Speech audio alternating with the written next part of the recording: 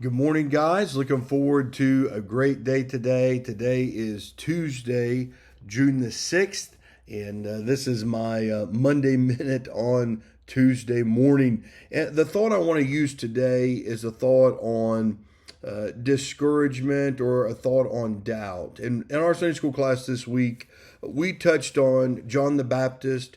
He had preached against the sin of his day. He was put in prison.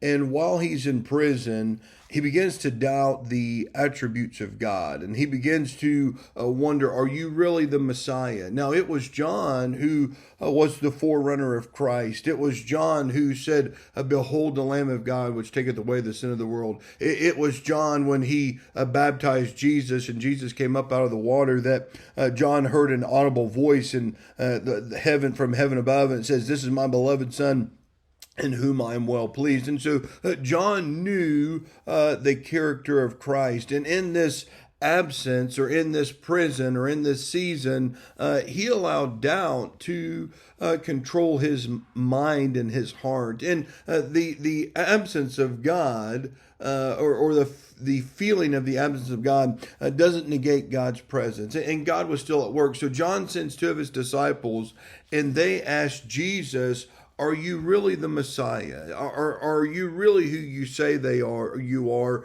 John has some questions. And in Matthew chapter 11, they're going back and forth, and John had a successful ministry, and now here he is locked up. And Jesus answered and said unto them, go show John again those things which ye do hear and see. The blind receive their sight, the lame walk, the lepers are cleansed, the deaf hear, the dead are raised up, the poor have the gospel preached to them, and blessed is he whosoever shall not be offended in me. There's a few things here I want to kind of bring to your attention. Jesus tells them the blind see, so there's a renewed vision.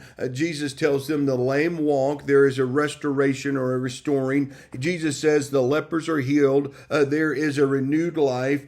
Jesus says the deaf hear, there is a realizing that God is at work. The dead are raised to life, that there's something to be said about resurrection. And I think in our hearts, it's easy in the midst of the day to get frustrated or to have doubt, and the circumstances that surround us are not actually what we want things to look like, and we begin to grow frustrated or weary. But we need to, where John is, have a renewed vision. Say, God, I realize that you're at work. I realize your circumstances today aren't exactly what I thought they would be. But God, I'm going to trust you in all things. Listen, I hope you have a great day today. Be praying for our children's camp today on this Tuesday, and we look forward to a great Bible study tomorrow night. Hope you have a very good day.